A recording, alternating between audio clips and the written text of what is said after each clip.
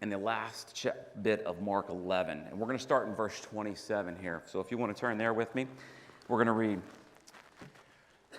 So they came again to Jerusalem, and he was walking in the temple. The chief priests and the scribes and the elders came to him and began saying to him, "By what authority are you doing these things? Or who gave you this authority to do these things?" And Jesus said to them, "I will ask you one question, and you answer me, and then I will tell you what authority I do these things. Was the baptism of John from heaven or from men? Answer me." So they began reasoning among themselves, saying, "Well, if we say from heaven, he will say, 'Then why did you not believe in him?' But shall we say from men?" They were afraid of the people, for everyone considered John to have been a real prophet. Answering Jesus, they said, "We do not know." And Jesus said to them, "Nor will I tell you by what authority I do these things." So let's think about the situation that's happening here. This is the last week. This is the Passover week. So there's just not a few people around. There are thousands and thousands of people here during this time. And they approach Jesus with a question about authority. They want to know about his authority. What's their motive behind this question? Do they really truly want to know where his authority is from? They don't, do they? They're looking to trap him once again, are they not? Because what happens if he says, "My authority is from God"? They're going to accuse him of what? Blasphemy. They are looking to trip him up. But he turns the tables on them and says what? "Answer me this." And it puts the question right back on them. Because if they say that John's baptism was from God, then why didn't you follow me? But if you say the opposite, they lose the people. And that was their biggest fear. They needed to remove Jesus from the scene because they were losing their authority, their population, or the popularity, and their rule with the people. Because in the first part of this, it says they came to him and said, "By what authority are you doing these things?" Well, what are these things? What had he just done? He had cleansed the temple. What else he had done in Mark's account where it talks about he actually blocked them from bringing things in and out of the temple in the section he was in. He blocked it. And so we see in this section, the question was about authority. Because they wanted to know, from what rabbinical authority do you have this? Who taught you? And they knew he didn't have any rabbis that taught him from the way he taught. And we've looked at this from the beginning of Mark when the people were amazed at his authority of his teaching. They were amazed at his authority over demons and evil spirits and his authority over to forgive sin. So we've seen it over and over in the book of Mark. So their motive was far beyond of wanting to know where his authority was. Any comments or questions about that particular section? All right. I know we're kind of going rapidly because we're trying to get through this. I have a goal of getting there. So we're going to go to Mark chapter 12 here. And we're going to look at the first 12 verses here. But as we get into this particular part of Mark, we're going to see a section here of judgment. It's a story about judgment. And then we're going to see this follows up with three different conversations. We're going to see a conversation, one that targets with the Pharisees and the Herodians. We're going to see another one that's with the Sadducees, and then again with the scribes. And this is kind of the final, in a sense, collision with these particular leaders from the standpoint before the trial and before the crucifixion. But understanding this and what's happening here and thinking about the scenario and what situation Jesus is in this last week of his life, think about it from the perspective of Jesus. He lived with perfect understanding that the cross is coming. It's on its way. Keep that in the back of your minds with this situation, with everything that's happening this week, that he knows that the cross had to be. He knows it's a reality. And then as we look at this story here in Mark chapter 12, this story is really, it's designed to escalate their hostility towards him, because this is the final week. And when you think about the big picture and the fullness of time and God's timing, keep that in the back of your minds as well, because God's timing is perfect, because it escalates really fast here. So let's look at the first 12 verses here. And he began to speak to them in parables. A man planted a vineyard and put a wall around it and dug a vat under the winepress and built a tower and rented it out to the vine growers and went on a journey. And at the harvest time, he sent a slave to the vine growers in order to receive some of the produce from the vineyard and from the vine growers. They took him and beat him and sent him away empty-handed. And again he sent them another slave, and they wounded him in the head and treated him shamefully, and sent him another, and he sent another, and one they killed. And so with many others beating some and killing others, he had one more to send, a beloved son. He sent him last of all to them, saying, "They will respect my son." But those vine growers said to one another, "This is the heir. Come, let us kill him, and inheritance will be ours." They took him and killed him and threw him out of the vineyard. What will the owner of the vineyard do? He will come and destroy the vine groves, and he will give the vineyard to others. Have you not even read the scripture? The stone which the builders rejected, this became the chief cornerstone. This came about from the Lord, and it is marvelous in our eyes. And they were seeking to seize him, and yet they feared the people, for they understood that he spoke the parable against them. And so they left him and went away. So this is one of those parables we don't have to really realize who we're talking about here. He's pretty straightforward, is he not? So who planted the vineyard?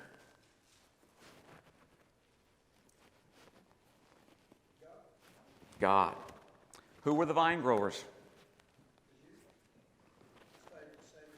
The religious leaders. And the journey he speaks of, I believe he's talking about the period of the Old Testament, the time. And the harvest time was what? What would be the reference to the harvest time? What does God expect at a harvest? Fruit. What did he expect from the Jews? What would he have expected from his people?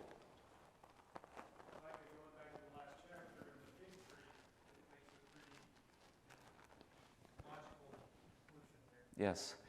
Keep the big context. This has all been going on in a very short period of time, but remember the fig tree of what should be producing. And who were the slaves? The prophets. I heard someone say it. He sent one after another, after another, after another. And surely they won't reject his son. And who is his son? It's Jesus. And then the question comes in verse 9. What will the owner of the vineyard do? That's the question right there. What will he do? What's that?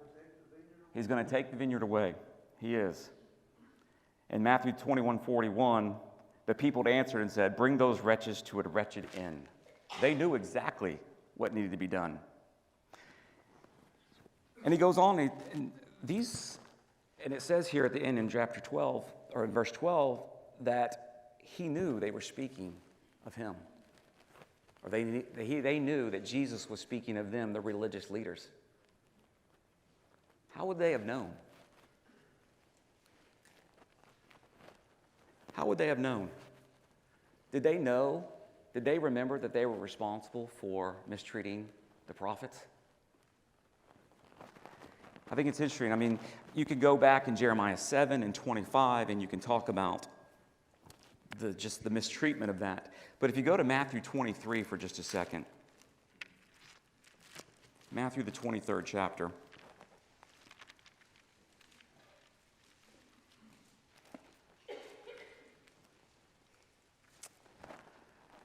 And this is the woe to you.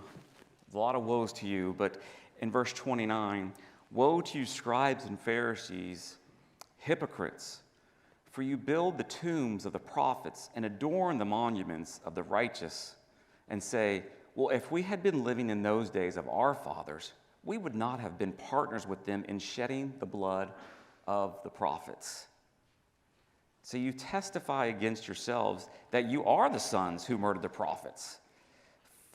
Fill up then the measure of guilt of your fathers.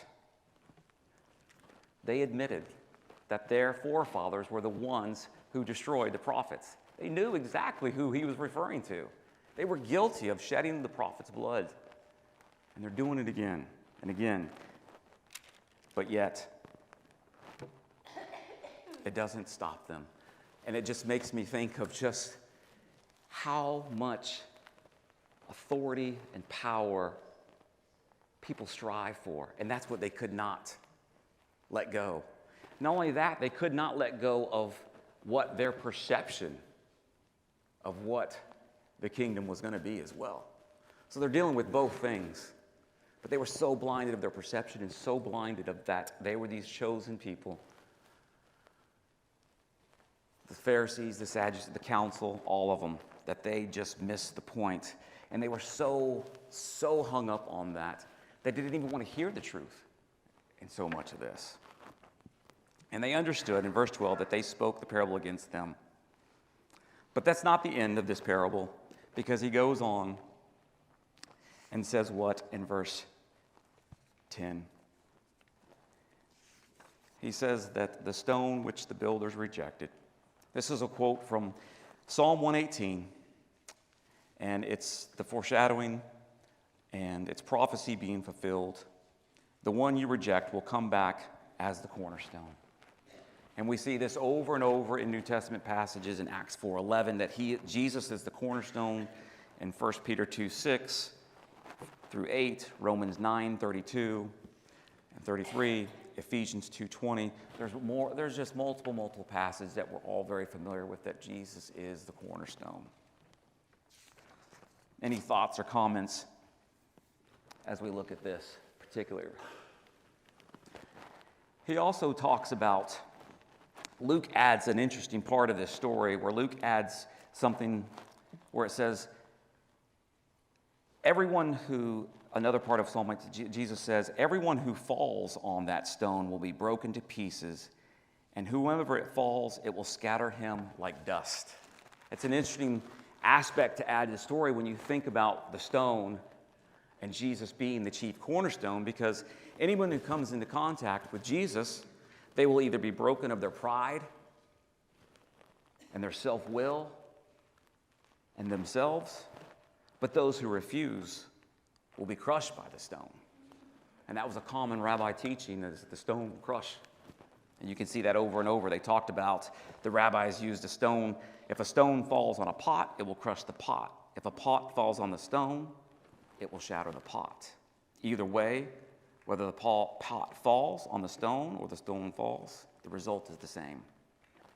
So we see in this story the envious jealousy of the Pharisees, who's threatened with their authority and their power, and the realization that Jesus is speaking of them, and the blasphemy they accuse him or did not accuse him of. Thoughts or comments about this particular section about the vineyard owner? Yes? The only thing that I would say is the answer to the questions in the previous section, and they understand the answer. From the... By what authority do you do this? And basically says there's a guy who had a vineyard and he was God and he had a son. That's what. Yeah. Use the story to teach, yes. Yes, sir.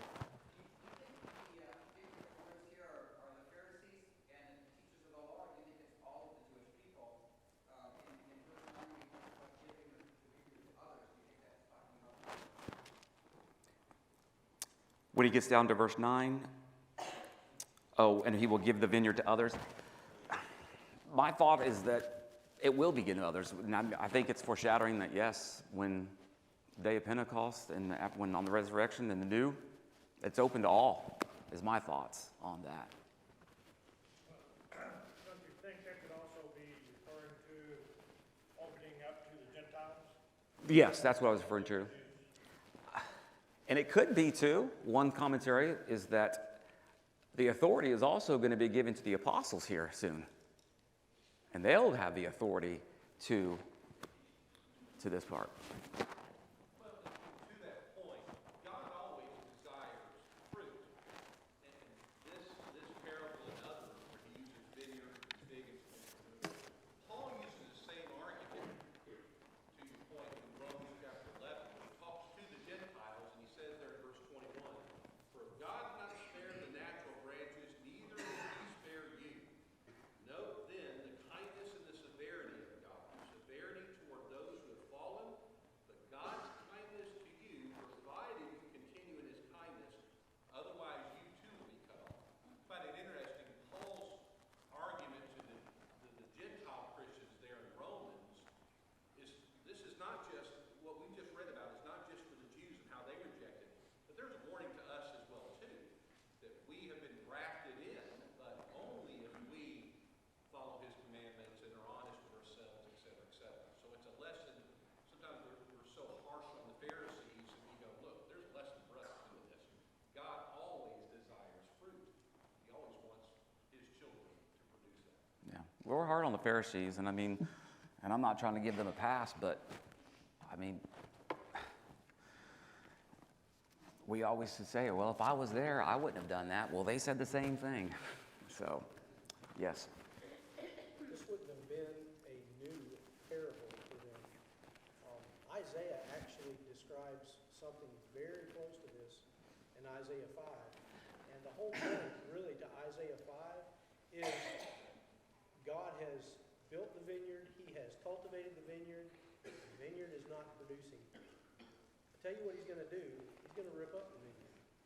And he's going to do that in judgment, if you will, of that.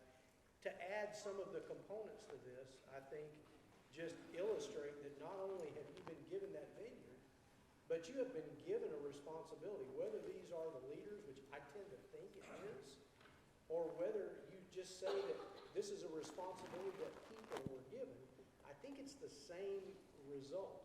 You're not doing what you're supposed to be doing, and not only are you not doing it, but you're killing people that are coming to tell you what you're supposed to be doing. So it wasn't something new that they wouldn't have heard or known, especially the scribes and Pharisees.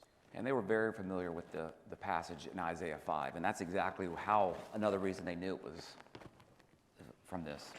Another way you can kind of look at that last part is the way it was up till this point.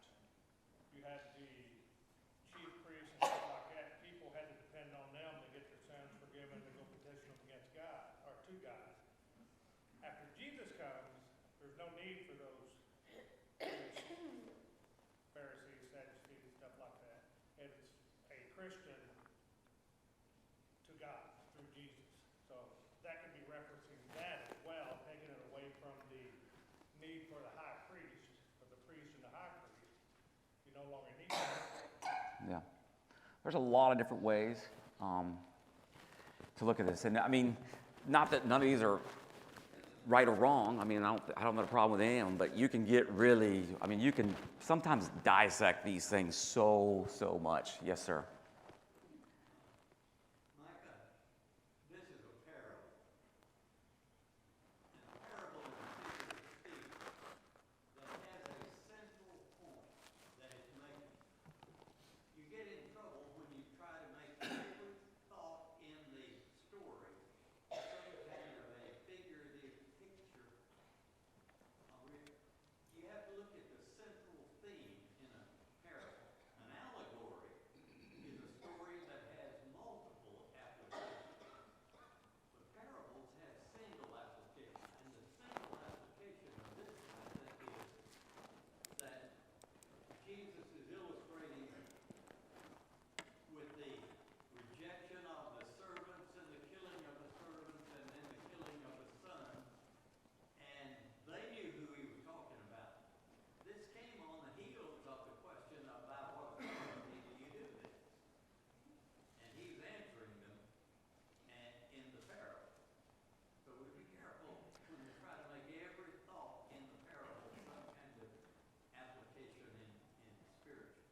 Yeah.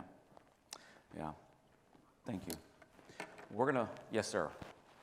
This commentary says as of verse 9, Jerusalem destruction is 70 may well be a part of the fulfillment of this statement.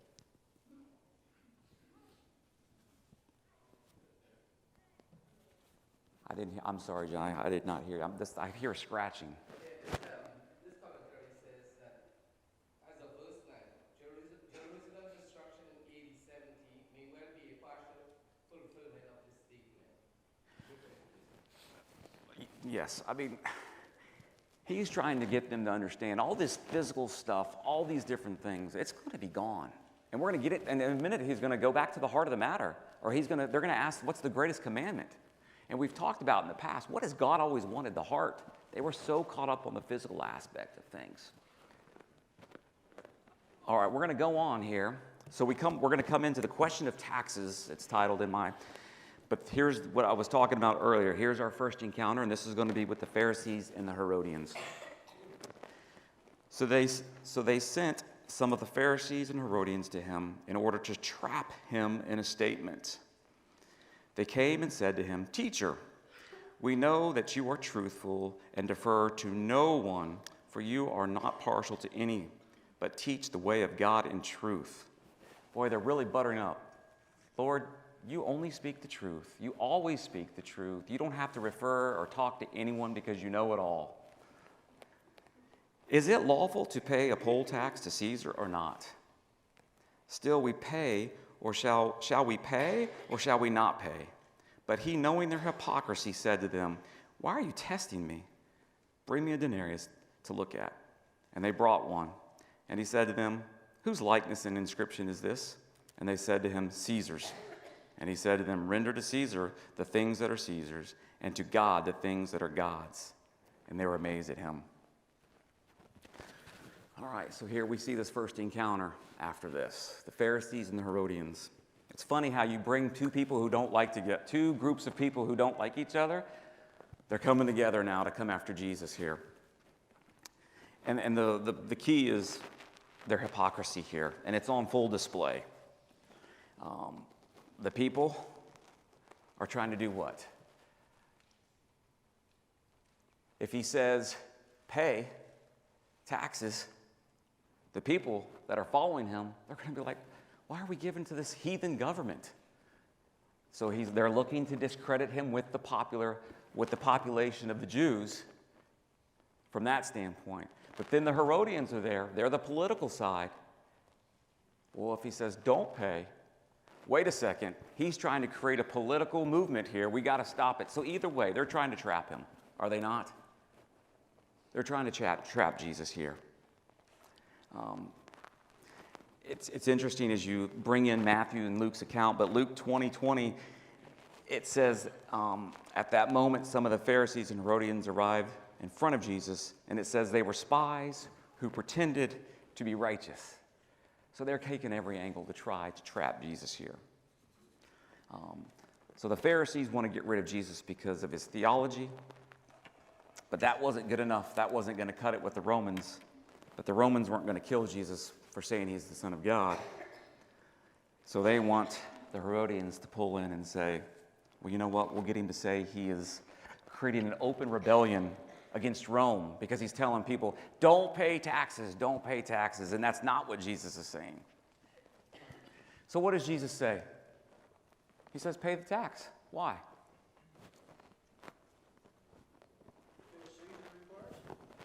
Exactly. Do we use the money that Caesar? Are we using that coin? I mean,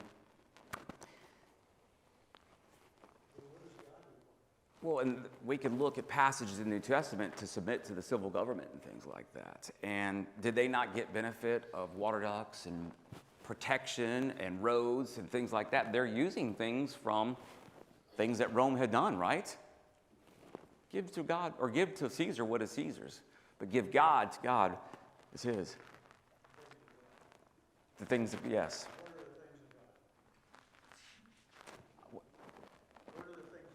What are the things of God? That's a great question. What does he want? What does he want from us?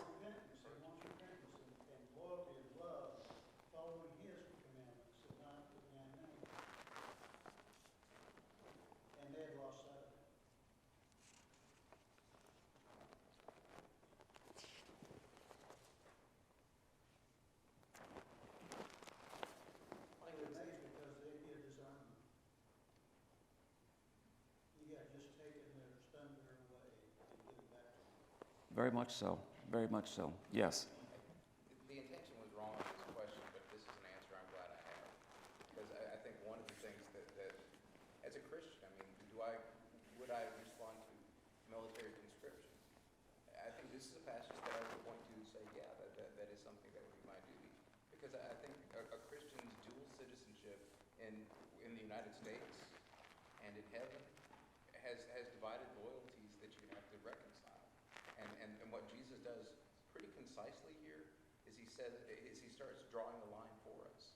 And basically, I think you're making exactly the right point, which is God wants your character.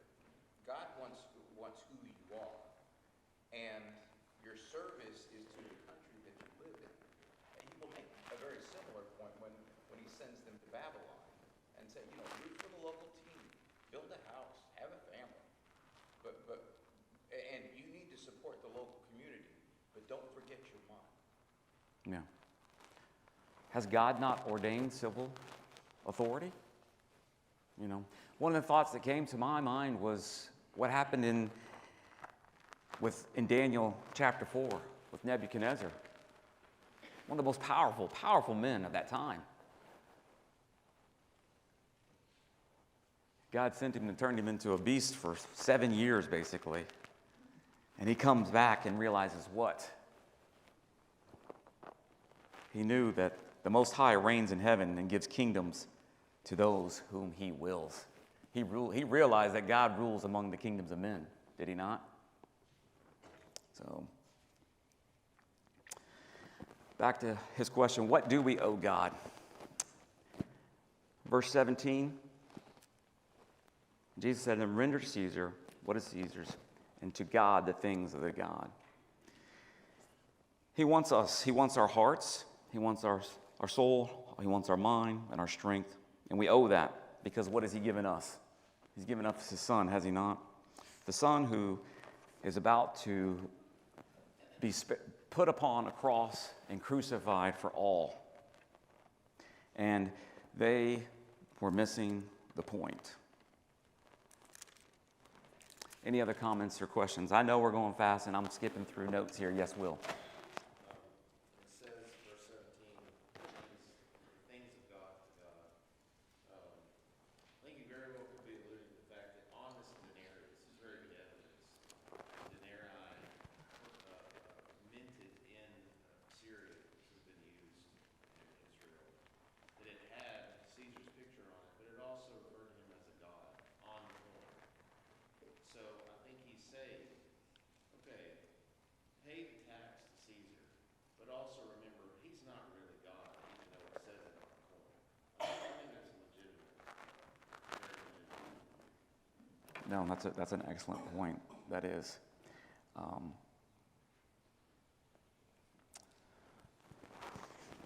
running out of time, so I'm going through notes. Yes, sir. Well, the best answer to what is God is what Jesus says in verse 30. He says, love the Lord your God with all your heart, with all your soul, with all your mind, with all your strength.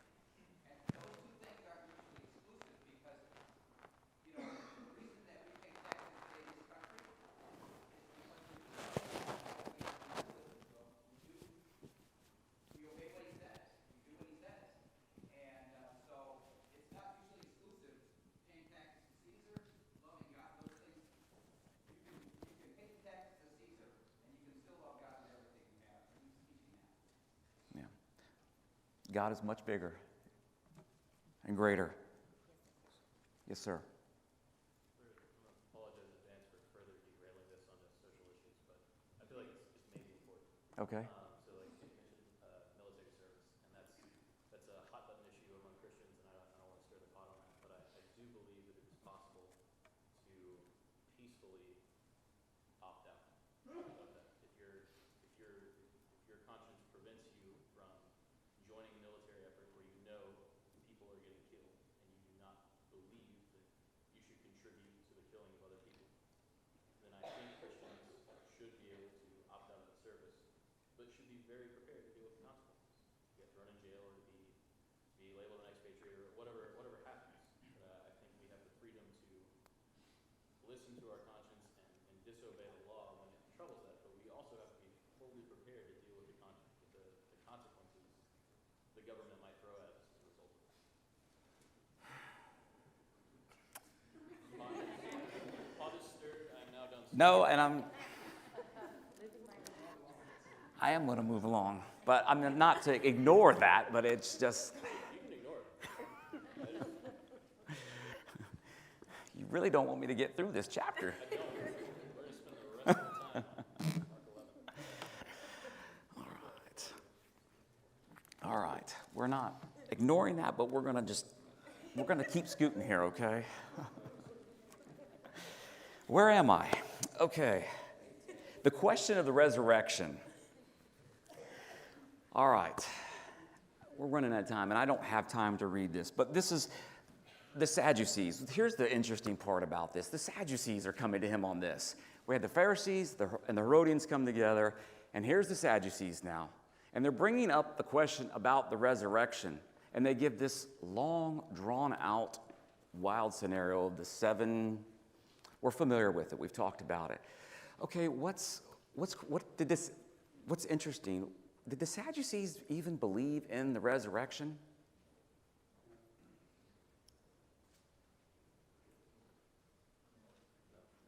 No, I agree. Everything I read, they don't believe in this resurrection, did they? It's another trap. That's exactly right. Don't forget the situation here. This is Passover week.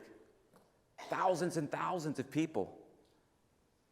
And they are slowly seeing the crowds gravitate more and more and more towards Jesus.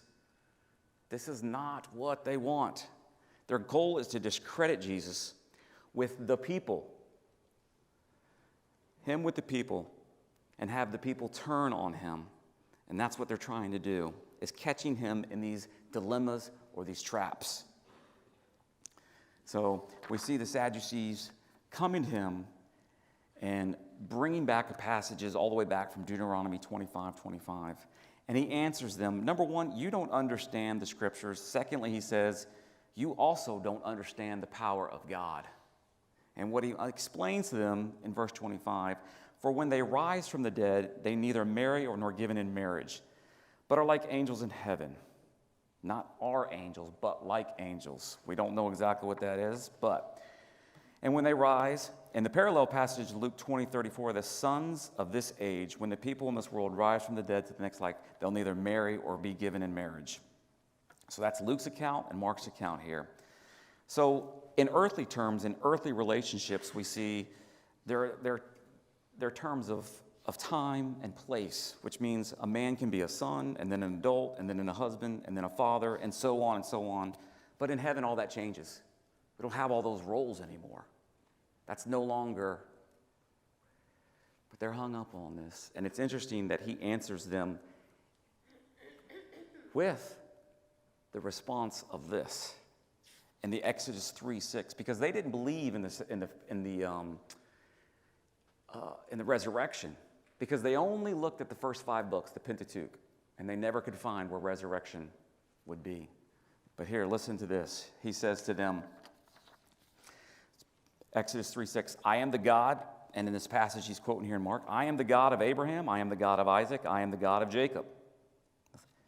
Now get that. He speaks of this covenant relationship with the patriarchs who aren't around anymore.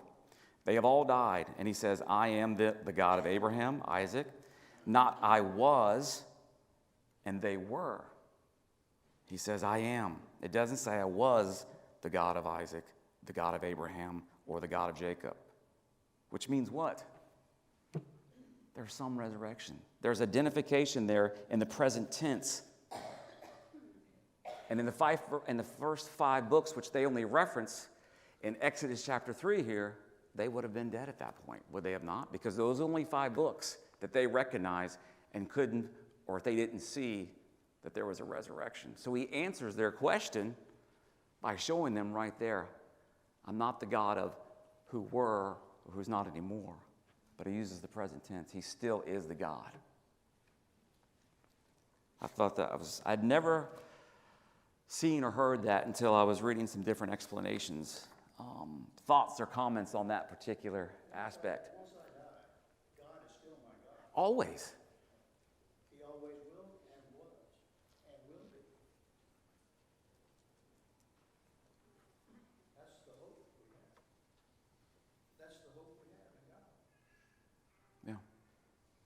Still is. Most definitely. And then we come to the next section. The next group, which is the scribes, come to him. And this is the question of the greatest commandments. And we've kind of talked about this a few chapters ago about loving God. And he had always wanted the people's heart. And that hasn't changed. So as you look at this, he asked the question here in verse 26.